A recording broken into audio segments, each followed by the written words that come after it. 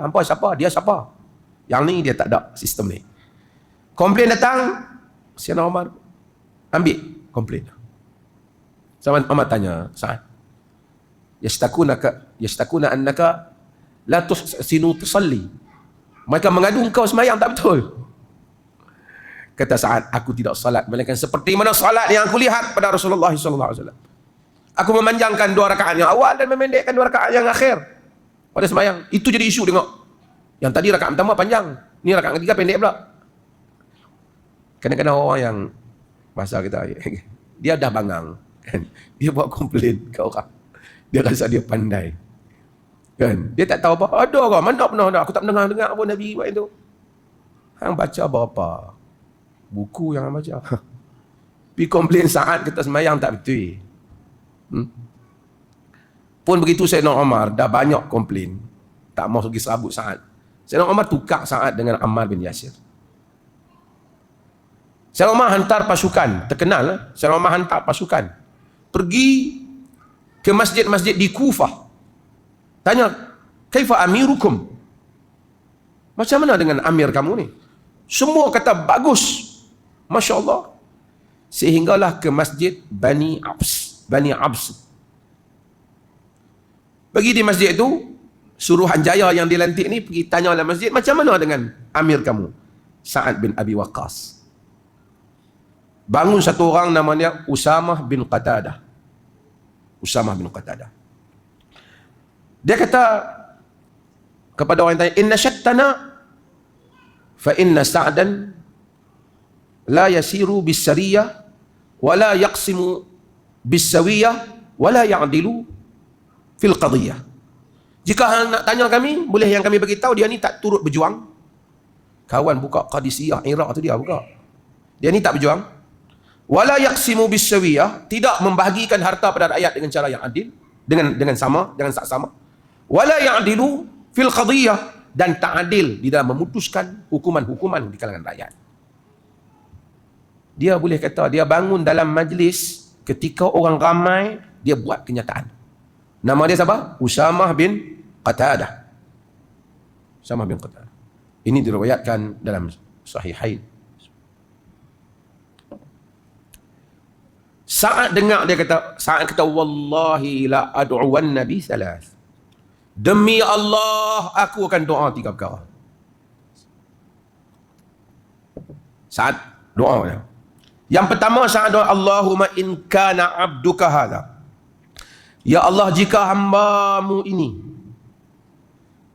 kadziban, pendusta, wa qama riya'an wa sum'atan, dan dia berdiri kerana nak menunjuk, nak bagi orang tahu tentang dia, sehingga dia nak hantam aku. Fa'atil umrahu, panjangkanlah umurnya. Wa'atil faqrahu, panjangkanlah kefakirannya. Wa'arridhu bil fitan, dan dedahkanlah dia kepada segala fitnah. Saat doa pada dia. Rawi hadis ni cerita, rawi riwayat ni cerita, Usamah bin Qatadah ni begitu panjang umurnya, sehingga saqata hajibahu ala ainaihi minal kibari. Bulu mata ni, bulu kening ni turun ke bawah kerana panjang umur. Fakir, miskin yang amat-amat. Wa annahu la yata'arradu lil jawari fi turuq yaghmizuhun.